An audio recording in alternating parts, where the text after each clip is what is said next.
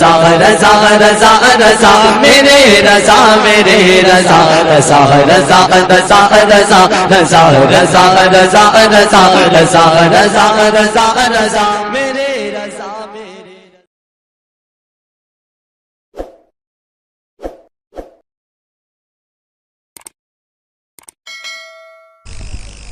حق کا پرچم گرا نہیں سکتے، ایک کھمبا ہلا نہیں سکتے، صلح کلی کے باپ دادا بھی نام اختر مٹا نہیں سکتے، صلح کلی کے باپ دادا بھی نام اختر مٹا نہیں سکتے۔ دربار تاج الشریعہ میں مچل کے بول دیجئے ذرا سبحان اللہ۔ اور اس سے رضوی میں آپ لوگ آئے ہیں، کمزوری مت دکھائیے، دل بیمار ہو، تنگ دستی نے گھیر لیا ہو، کوئی مصیبت آ گئی ہو تو کسی دنیا والے کے دروازے پہ مت جانا، تاج الشریعہ کے دربار میں بیٹھ کے ہاتھ اٹھا کے سبحان اللہ کہہ دینا، مصیبت ٹل جائے گی۔ بلند آواز سے بولیں سبحان اللہ۔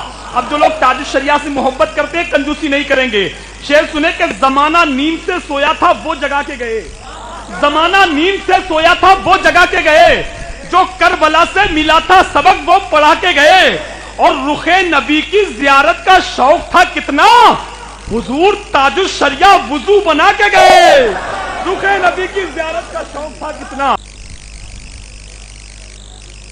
السلام علیکم ورحمۃ اللہ وبرکاتہ۔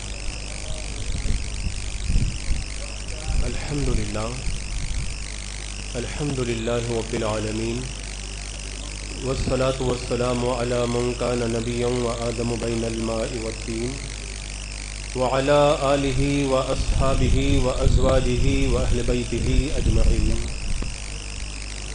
اما بعد فاعوذ باللہ من الشیطان الرجیم، بسم اللہ الرحمن الرحیم، ان اولیاؤہ الا المتقون، صدق اللہ مولانا العظیم، وصدق رسولہ النبی الامین المتین الکریم، ونحن علی ذلک لمن الشاہدین والشاکرین، والحمد للہ رب العالمین۔ حصول برکت کے لیے انتہائی عقیدت و محبت کے ساتھ ہمارے اور ساری کائنات کے آقا و مولا حضور اکرم سید عالم جناب محمد رسول اللہ صلی اللہ تعالیٰ علیہ وسلم کی پرنور بارگاہ میں درود و سلام کا ہدیہ پیش کر لیں۔ اللہم صلی علی سیدنا و شفیعنا و حبیبنا و مولانا محمد وبارک وسلم، صلاۃ و سلام علیک یا رسول اللہ صلی اللہ تعالیٰ علیہ وسلم۔ آج ہم اپنے مرشد کریم کی بارگاہ میں کل شریف کی محفل میں حاضر ہیں۔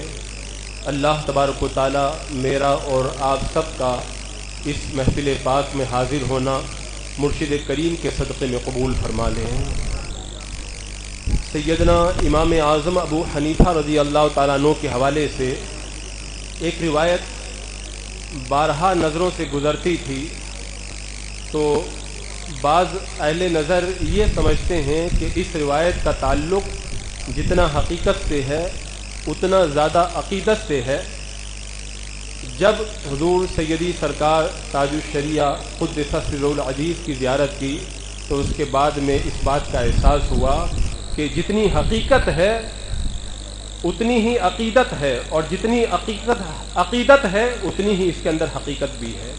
اصل میں امام اعظم ابو حنیفہ رضی اللہ تعالیٰ عنہ نے ایک موقع پہ فرمایا تھا، لولا السنتان لہلک النعمان، اگر میری زندگی کے 2 سال نہ ہوتے تو ابو حنیفہ ہلاک ہو جاتا۔ آپ سے پوچھا گیا کہ آپ کی زندگی کے وہ 2 سال کون سے ہیں جن پر آپ اتنا ناز کرتے ہیں؟ تو سیدنا امام اعظم ابو حنیفہ رضی اللہ تعالیٰ عنہ نے فرمایا تھا کہ میں نے اپنی زندگی کے 2 سال سیدنا امام جعفر صادق رضی اللہ تعالیٰ عنہ کی صحبت میں جو گزارے ہیں۔ اصل زندگی تو وہی زندگی ہے۔ تو جب مطالعہ کے دوران یہاں سے نظر گزرتی تھی تو ایسا محسوس ہوتا تھا کہ یہ عقیدت کے اندر انہوں نے اس بات کا اظہار کیا ہے، لیکن جب ہماری گنہگار نگاہوں نے حضور سیدی سرکار تاج الشریعہ قدس سرہ العزیز کی زیارت کی تو پھر ہمارے دل و دماغ سے یہ بات بالکل مٹ گئی، اور اس بات کو تسلیم کرنے کے اندر ذرہ برابر بھی اب کوئی شبہ نہیں رہ گیا کہ امام اعظم ابو حنیفہ رضی اللہ تعالیٰ عنہ نے امام جعفر صادق رضی اللہ تعالیٰ عنہ کی صحبت کے بارے میں جو بات کہی تھی وہ حقیقت ہے، اس لیے کہ اتنی صدیوں کے بعد میں آنے والے ان کے جانشین سیدی سرکار تاج الشریعہ رضی اللہ تعالیٰ عنہ کا جب یہ حال ہے کہ بے شمار علماء کرام جن کا علمی تنتنا اپنی جگہ مسلم ہے، انہوں نے جب سرکار تاج الشریعہ کو دیکھا تو اپنی محفلوں میں اس بات کو کہنے پہ وہ مجبور ہو گئے کہ حضور تاج الشریعہ کی بارگاہ میں جو چند لمحے گزر جاتے ہیں حقیقت میں زندگی وہی زندگی ہے۔ عزیزان مکرم، ایسی عظیم ہستی اللہ تبارک و تعالیٰ نے ہمیں عطا فرمائی۔ جب ہم اولیاء کرام کی سیرت پڑھا کرتے تھے تو ہم سوچا کرتے تھے کہ اولیاء کرام ایسے ہوا کرتے تھے، ان کے اندر یہ کمال ہوتا تھا، یہ کمال ہوتا تھا، کاش ہم بھی پچھلے زمانے میں پیدا ہوئے ہوتے اور ان اولیاء کرام کا زمانہ ہم نے پایا ہوتا۔ اللہ تبارک و تعالیٰ نے دل کی اس صدا کو سن لیا اور مرشد کریم کے صدقے کے اندر اللہ تبارک و تعالیٰ نے اس تمنا کو پورا کر دیا۔ جب حضور سیدی سرکار تاج الشریعہ رحمت اللہ تعالی علیہ کی صحبت میں چند لمحے گزارنے کا موقع ملا تو ہمیں بھرپور طریقے سے اس بات کا احساس ہوا کہ اولیاء کرام کا جو قافلہ گزر رہا تھا اسی قافلے میں سے اللہ تبارک و تعالیٰ نے ایک عظیم ولی ہم کو عطا فرما دیا ہے۔ عزیزان مکرم، یہ کتنی بڑی سعادت مندی کی بات ہے، اور ان اللہ والوں کی محبتیں ہی ہمارا سب سے بڑا سرمایہ ہے۔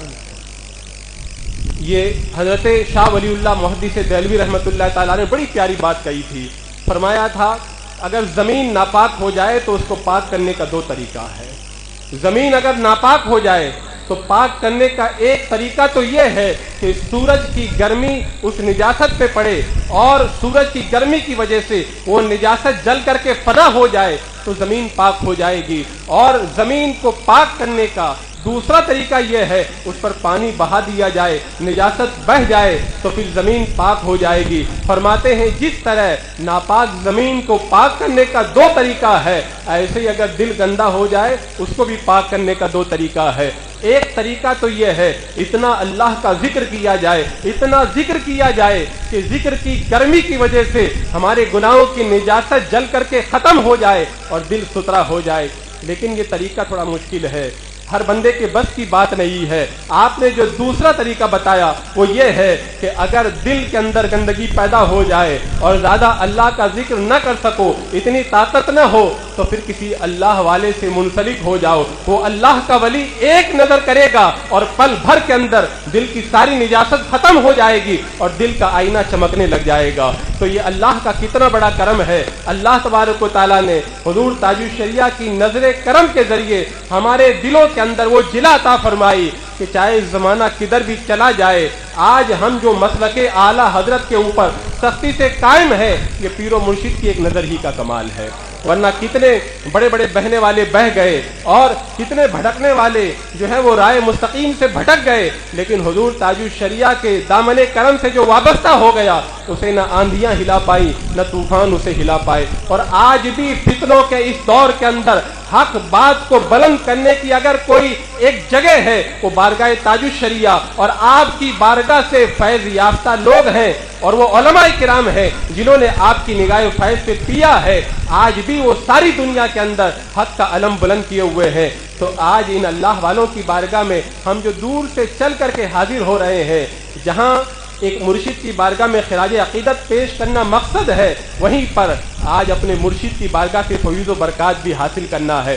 حضرت موسیٰ علیہ السلام نے، میں نے ایک روایت میں پڑھا تھا، حضرت موسیٰ علیہ السلام نے ایک بار اللہ تبارک و تعالیٰ کی بارگاہ میں عرض کیا، اے میرے مولا، اگر کوئی تیرے پیاروں کی صحبت میں بیٹھتا ہے تو اس کو تو کیا انعام دیتا ہے؟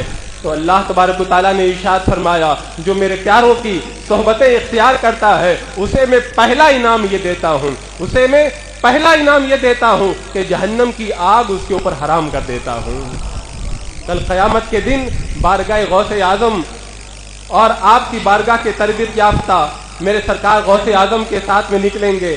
ہمارے مرشد کریم حضور تاج الشریعہ کی وہ مبارک ہستی بھی ہوگی اور انہی کے زیر سایہ انشاءاللہ ہم جیسے گنہگار بھی چلتے ہوئے نظر آئیں گے۔ عزیزان مکرم، آج اس محفل کے اندر حاضر ہونے والوں کو میں یہی پیغام دینا چاہتا ہوں کہ ابھی زمانے کے اندر بڑے فتنے پیدا ہوئے ہیں، اور خاص طور سے جو مادیت بڑھ رہی ہے، مادیت کی روح کے اندر بہ کر کے کتنے لوگ جو ہے وہ رائے مستقیم سے ہٹ رہے ہیں۔ لہذا ایک بات کو ہمیشہ یاد رکھنا، زمانہ چاہے کدھر بھی چلا جائے آپ ہمیشہ اسی راستے پہ چلتے رہنا جو حضور تاج الشریعہ رحمت اللہ تعالی علیہ نے ہم کو بتایا تھا.